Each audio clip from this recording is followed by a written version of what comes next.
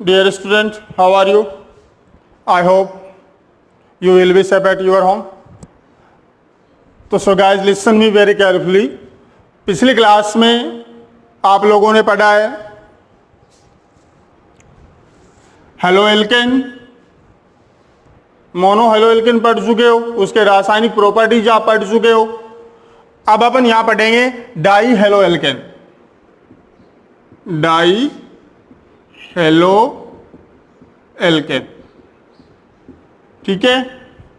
तो die halo alkane जो हैं,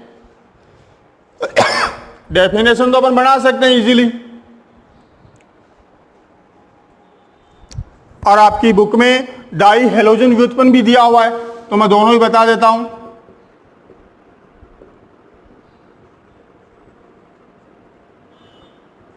ठीक है,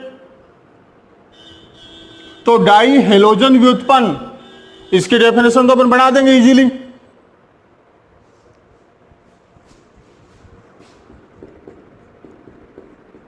ये भी डाई हेलोजन व्युत्पन्न है,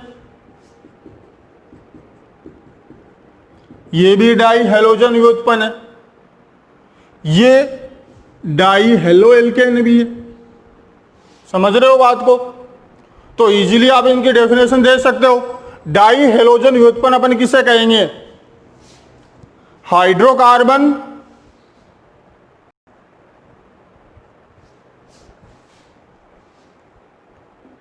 की दो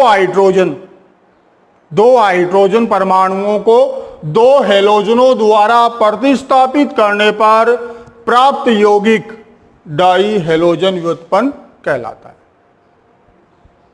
फिर आप इनके ये एग्जाम्पल डाल देंगे, सिंपल है। अब मैं बात करूं डाई हेलो एल्केन की, तो डाई हेलो एल्केन के अंदर डाई हेलो, दो हेलोजन और एक कौन? एल्केन। तो क्या डेफिनेशन बनी? एल्केन हाइड्रोकार्बन की दो हाइड्रोजनों को दो हेलोजन परमाणुओं द्वारा प्रतिस्थापित करने पर प्राप्त यौगिक डाई हेलो एल्केन कहलाता है। और डाई हेलो एल्केन क्या है? एक डाई हेलोजन व्युत्पन्न है। क्लियर? परिभाषा देने के बाद आप इनके ये दो एग्जाम्पल डाल दोगे, और भी बना सकते हो। CH2Cl, CHCl, CH3, CH2Br, CH2Br, CH2Cl2। कुल मिलाकर एल्केन कोई भी लो, मिथाइन, एथन, प्रोपेन, ब्यूटेन, उसकी दो हाइड्रोजन दो हेलोजन से हटाओ, सारे के सारे कौन है? Die halo alkane. क्लियर? परिभाषा में कोई डाउट नहीं, एग्जाम्पल बनाने में कोई समस्या नहीं। तो अब अपन थोड़ा सा आगे बढ़ते हैं। यहां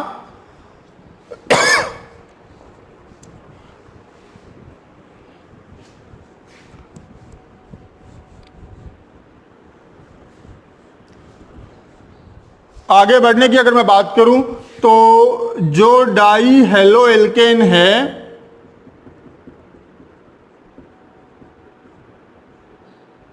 ठीक है, इसका वर्गीकरण जो है, क्लासिफिकेशन जो है इसका, तो मैं अगर उसकी बात करूं तो इसे मैं हेलोजन परमाणुओं की स्थिति के आधार पर अपने सिलेबस अकॉर्डिंग 3 पार्ट में डिवाइड कर रहा हूं।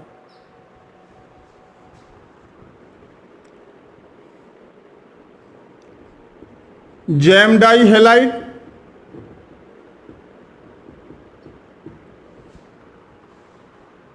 विस डाई हेलाइड,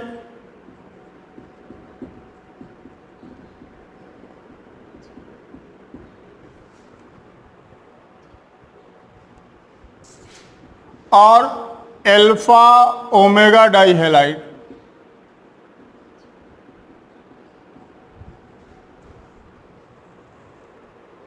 ठीक है,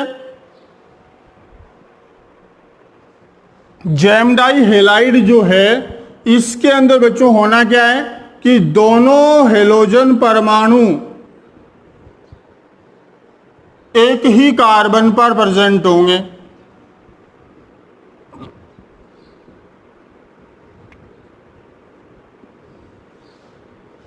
समझ रहे हो बात को?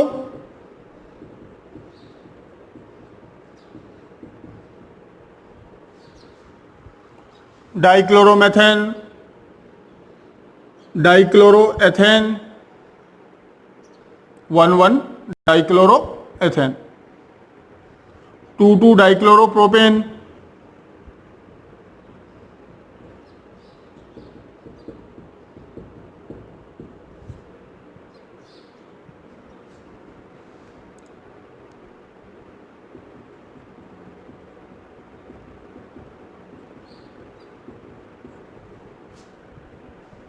इसकी बात करूं डाइक्लोरो मेथेन। तो यहां सब में अपने को दिख रहा है कि दोनों हेलोजन परमाणु कहां पे आ रहे हैं? एक ही कार्बन पे आ रहे हैं। ठीक है,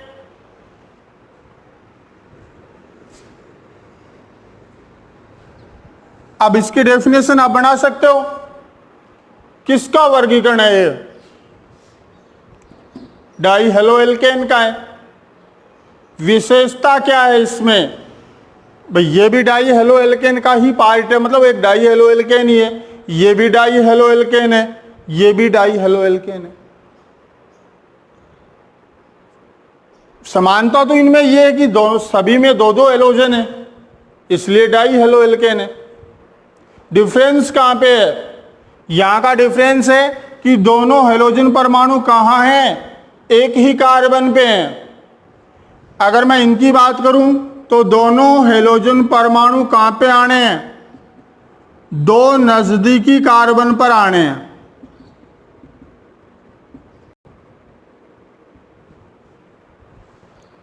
समझ रहे हो बात को?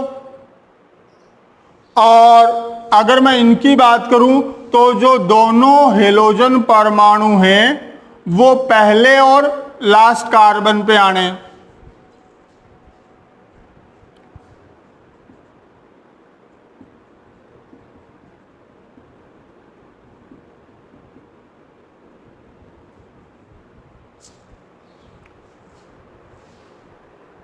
तो देखिए, सबसे पहले आप इनकी परिभाषाएं बनाओगे और इनके एक एक एग्जाम्पल डाल दोगे। सिंपल सी बात है। नाम की बात करें तो इसका अपन क्या लिख देंगे? 1,2 डाइक्लोरो एथेन। नाम तो आपने पढ़ चुके हो पहले, नामों में कोई दिक्कत आनी नहीं है। यहां 1,2 डाई ब्रोमो प्रोपेन, यहां 1,3 डाई ब्रोमो प्रोपेन, यहां 1 2 3 4 तो 1,4 डाई क्लोरो ब्यूटेन। सिंपल नाम की अगर मैं बात करूं तो इनको अपन एल्किलिडीन हैलाइड बोलते हैं और इनको एल्किलीन हैलाइड बोलते हैं। इनको अल्फा ओमेगा डाई हैलाइड या इनको पॉली हैलाइड के रूप में भी लिखा जाता है। ठीक है ना? तो एल्किलिडीन हैलाइड, एल्किलिन डाई हैलाइड, तो एल्किलिडीन का मतलब हो गया, जैसे बच्चों ये हुआ आपका एथेन, तो एथेन को अपन क्या लिख देंगे? एथिलिडीन क्लोराइड। समझ गए बात को? तो फिर भी अगर कोई डाउट लगे आपको नामों के अंदर तो आप वो जरूर पूछिए, मैं आपको वापस इन चीजों को समझा दूंगा। ठीक है, अब अपन इनकी डेफिनेशन की बात करें तो इसका पार्टीशन है, तो सबसे पहले अपन क्या बोल देंगे? इसका नाम बोलेंगे पहले, वे डाई हेलो एल्केन जिनमें दोनों हेलोजन परमाणु एक ही कार्बन पर उपस्थित होते हैं जैम डाई हैलाइड कहलाते हैं। फिर आप इनके ये एग्जाम्पल डाल देना। अब इसकी परिभाषा क्या बना सकते हो, मेरे ख्याल से सभी की बना सकते हो आप इजीली। वे डाई हेलो एल्केन जिनमें दोनों हेलोजन परमाणु दो नजदीकी कार्बनों पर उपस्थित हों विस डाई हैलाइड कहलाते हैं। फिर आप इनका ये एग्जाम्पल ले लोगे। वे डाई हेलो एल्केन जिनमें हेलोजन परमाणु प्रारंभ या प्राथमिक और अंतिम कार्बन पर स्थित हो अल्फा ओमेगा डाई हैलाइड कहलाते हैं। इनके अलावा कोई अन्य स्थिति पर आता है तो अन्य स्थिति वाले हैलाइड बनते हैं जो अपने सिलेबस में नहीं है। अपने सिलेबस अकॉर्डिंग ये 3 पार्टीशन आपको करने हैं। क्लियर? तो ये बच्चों डाई हेलो एल्केन किसे कहते हैं, इनका वर्गीकरण। अब अपन बात करेंगे इनके निर्माण, रासायनिक गुण, फिजिकल प्रॉपर्टीज इनके बारे में। तो पहले अपन इनका डाई हेलो एल्केन का निर्माण पढ़ लेते हैं। Formation of die halo alkane जो हैं, यहां देखिए आपके सिलेबस अकॉर्डिंग अगर मैं इसमें टोटल रिएक्शनों की बात करूं डाई हेलो एल्केन बनाने वाली, तो ये 4-5 रिएक्शनें ही हैं आपके। बिल्कुल सिंपल तरीके से आप इनको कर सकते हो। अगर आपने हेलो एल्केन के रासायनिक गुण और विचरणों में अगर उन समीकरण को अच्छे से समझा है, पढ़ा है, तो अभी भी अगर आपके समझ में नहीं आए इनमें से कोई चीज़ें तो आप वो कमेंट करके बताना ताकि मैं उन पर वापस थोड़ा उनको विस्तार से आपको बता पाऊँ। ठीक है? तो अगर अपन विरचन की बात करते हैं, फॉर्मेशन की अगर बात करते हैं, तो देखिए अगर मेरे को जैम डाई हैलाइड बनाना है तो एक चीज तो मेरे दिमाग में आ जाती है कि मेरे को दोनों हेलोजन परमाणु कहाँ डालने, एक ही कार्बन पे डालने, नो डाउट। ठीक है?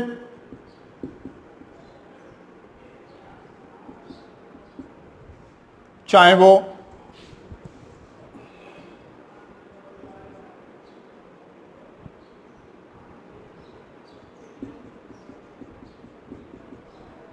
या मैं इस तरीके का बनाऊं। कुल मिलाकर समानता ये है कि दोनों हेलोजन परमाणु मुझे एक ही कार्बन पर यूज करना है। क्लियर? तो देखिए मैं दोनों हेलोजन परमाणु एक ही कार्बन पर कैसे ला सकता हूं। एक तो मेरे पास होता है जैसे मैं कोई एल्काइन ले लूं, ठीक है?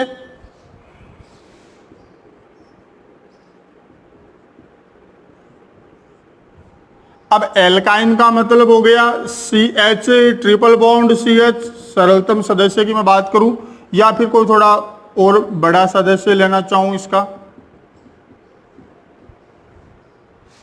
अब करना क्या आपने को, एक कार्बन पर 2 हेलोजन चाहिए ना आपको, तो आप इस पर HCl की क्रिया करवा दो।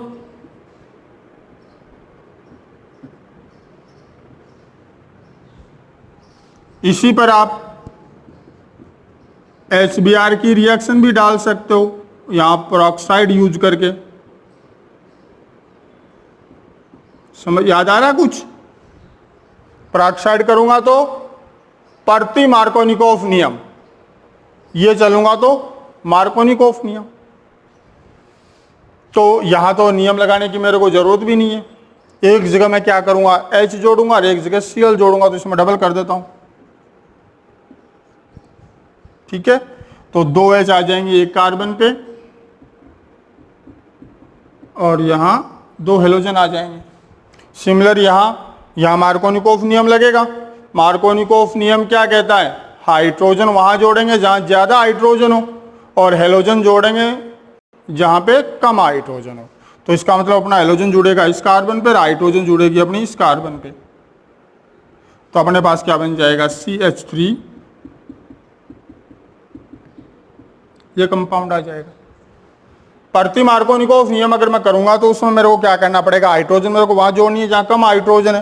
तो इस कंडीशन में मेरे पास जो प्रोडक्ट आएगा वो आएगा ये वाला। तो इसका मतलब कि जेम डाई हेलाइड, मतलब एक ही कार्बन पर 2 हेलोजन अगर मेरे को लेके आने हैं तो मेरे को क्या करना होगा कि एल्काइन पर मेरे को HX का योग करना है। सिंपल सा है। अगर मैं किसी एल्काइन पर HX का योग करता हूं तो मेरे पास एक जेम डाई हेलाइड बन जाता है। तो इसका मतलब एक विरचन आपका हो गया एल्काइन और हाइड्रोजन हेलाइड की क्रिया द्वारा। और इस रिएक्शन में आपको करना क्या है? एल्काइन कोई भी लीजिए अगर आपको नाम नहीं दे रहा है तो, और HX कोई भी लीजिए अगर आपको नाम नहीं दे रहा है तो, और उनको योग कर दीजिए। ठीक है ना? HF पे थोड़ा ध्यान रखना बस। दूसरा, इसका विरचन जो आप करते हो तो वहां देखिए, अगर मैं कोई कार्बोनिल कंपाउंड ले लूं और उस पर PCl5 की क्रिया करवा देता हूं,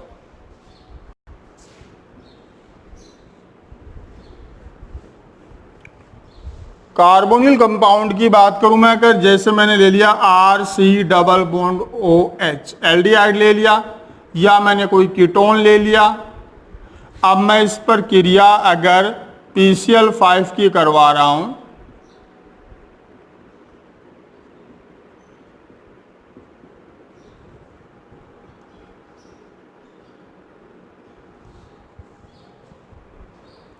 तो ये आपका इसके साथ निकल जाएगा और 2 क्लोरीन आपके यहां ऐड हो जाएंगे।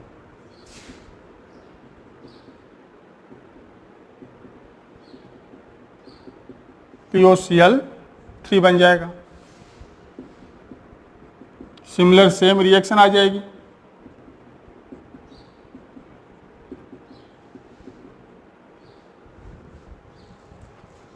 तो इसका मतलब इसका दूसरा जो विरचन आप कर सकते हो वो किससे कर सकते हो? कार्बोनिल यौगिक की क्रिया यानी एल्डिहाइड या कीटोन की क्रिया आप किससे करवा दो? PCl5 से करवा दो। उससे भी आपको जेम डाई हेलाइड प्राप्त हो जाएगा। रिएक्शन ये ठीक वैसी ही है जैसी आपने एल्कोहल की क्रिया PCl5 से करवाई थी।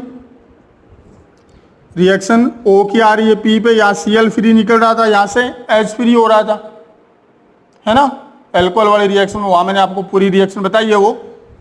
तो रिएक्शन उसी तरीके से होनी है, लेकिन कंडीशन क्या है? वहां ऑक्सीजन पर H था इसलिए ClH के साथ जा रहा था, यहाँ H है नहीं। तो यहाँ एक बार मैं रिएक्शन थोड़ी सी बता देता हूँ।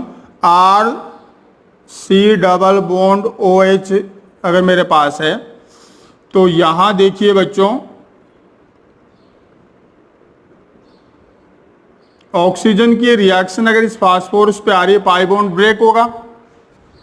पाई बॉन्ड ब्रेक होते ही इस कार्बन पर कौन सा चार्ज बन जाएगा? प्लस।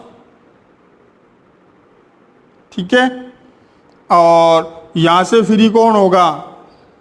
Cl minus. अब Cl माइनस कहां जुड़ेगा? इस C पर ऐड होगा। इस C पर अगर आप इसे ऐड करते हो तो आपके पास आ जाएगा RCCl OP, ये आपके पास 4 Cl यहाँ ऐड हो जाने, ये कंपाउंड बना। दोबारा ये रिएक्शन यहाँ आ जाएगी, ये बॉन्ड ब्रेक हो जाएगा, कार्बन पे प्लस हो जाएगा, यहाँ Cl माइनस यहाँ ऐड आ जाएगा, ये यहाँ से ब्रेक हो जाएगा। तो एल्कोहल वाली रिएक्शन जिस तरीके से हुई थी वही वैसी ही रिएक्शन ये वाली है। तो आप एक बार इसको अच्छे से करके देखना, कोई दिक्कत लगे तो आप वो जरूर पूछेंगे मेरे से। तो ये दो टाइप के विरचन आपके हो गए जेम डाई हैलाइड के, एक एल्काइन और HX की क्रिया से और एक कार्बोनिल यानी एल्डिहाइड और कीटोन की PCl5 की क्रिया से आप जेम डाई हैलाइड बना सकते हो। दो टाइप के इसके विरचन। फिर अपन बात करते हैं विस डाई हैलाइड के लिए। अब यहां देखिए बच्चों, अपने को क्या करना है, दोनों हेलोजन परमाणु दो नजदीकी कार्बन पर डालने हैं, है ना। तो अपन अपने ही सिलेबस की अगर बात करें तो वहां भी अपने पास दो प्रकार के विरचन आपको दिए हुए हैं। एक तो आप बना सकते हो एल्किन और हेलोजन की क्रिया, एल्किन और हेलोजन की क्रिया, मतलब जैसे CH2 पर आप रिएक्शन डाल दो Cl2Br2 की, तो यहां तो एडिशन यानी योग होगा, एक हेलोजन यहां जुड़ जाएगा, एक यहां जुड़ जाएगा।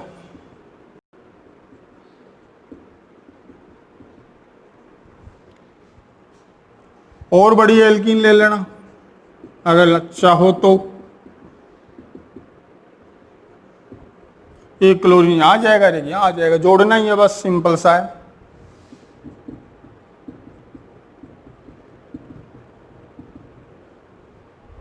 क्लियर।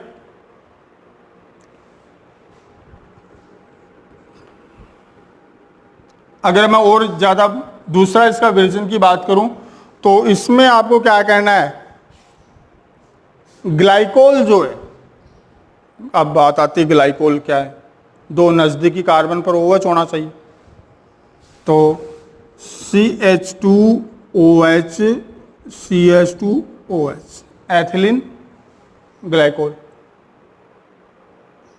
अब इसकी रिएक्शन मैं PCl5 से करवा सकता हूं,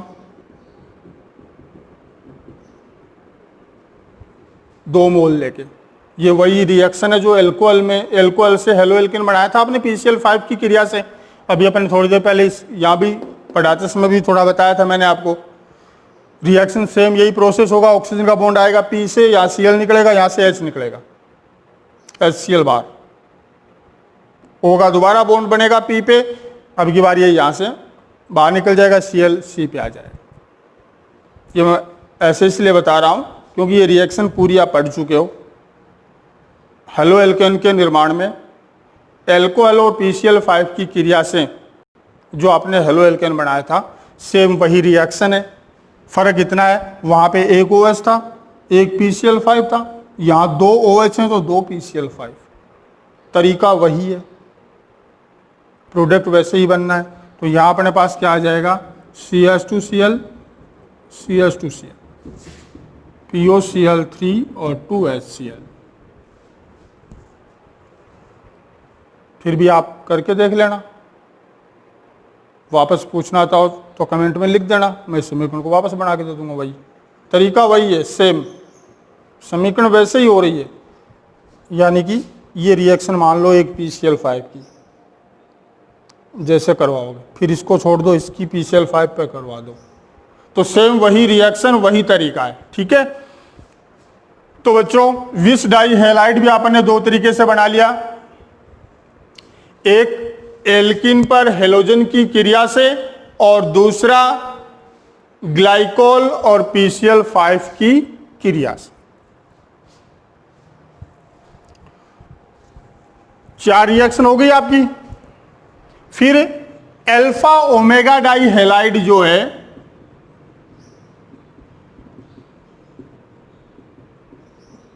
इसका निर्माण के लिए आपके सिलेबस में एक ही समीकरण है, और वो भी सिमिलर जो आपने हेलो एल्केन के निर्माण में जो होम्स डीकर रिएक्शन पढ़ी है, वही समीकरण। वहां आपने क्या लिया था, सिल्वर का कार्बोक्सिलेट लवण लिया था, यहां पर क्या करेंगे, डाई कार्बोक्सिलेट लवण लेंगे, मतलब CH2C डबल बॉन्ड O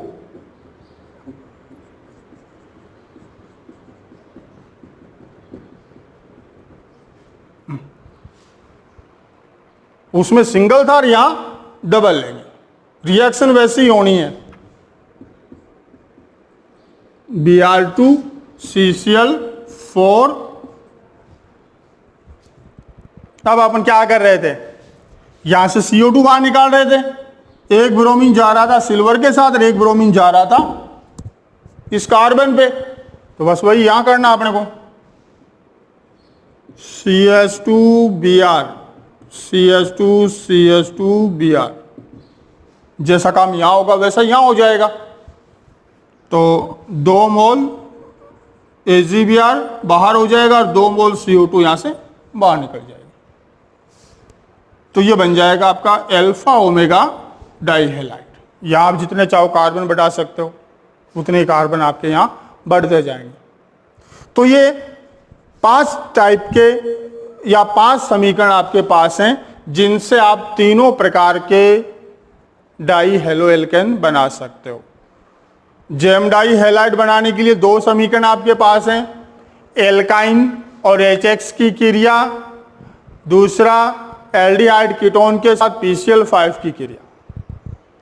विस डाई हैलाइड बनाने के लिए एल्किन पर हेलोजन का योग और दूसरी एथिलीन ग्लाइकोल या कोई भी ग्लाइकोल लेके और उस ग्लाइकोल पर आप PCl5 की क्रिया करवा दो।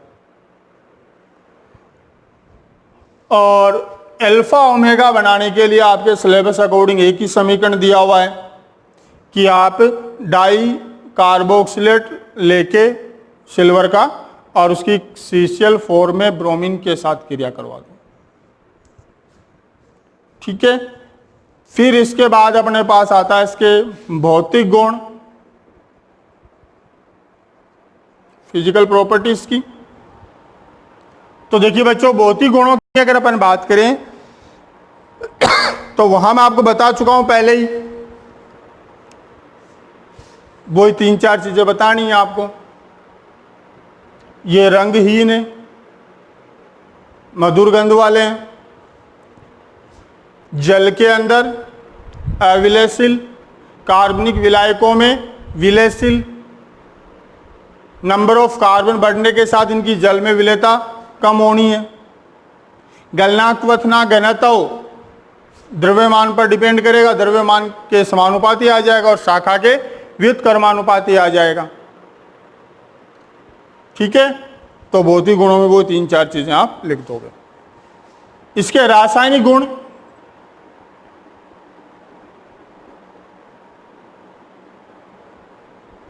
ये बच्चों अपन नेक्स्ट क्लास में पढ़ेंगे, तो आप एक बार इससे यहाँ तक का तैयार करना। ठीक है, तो मिलते हैं अपन अगली क्लास में। थैंक्स।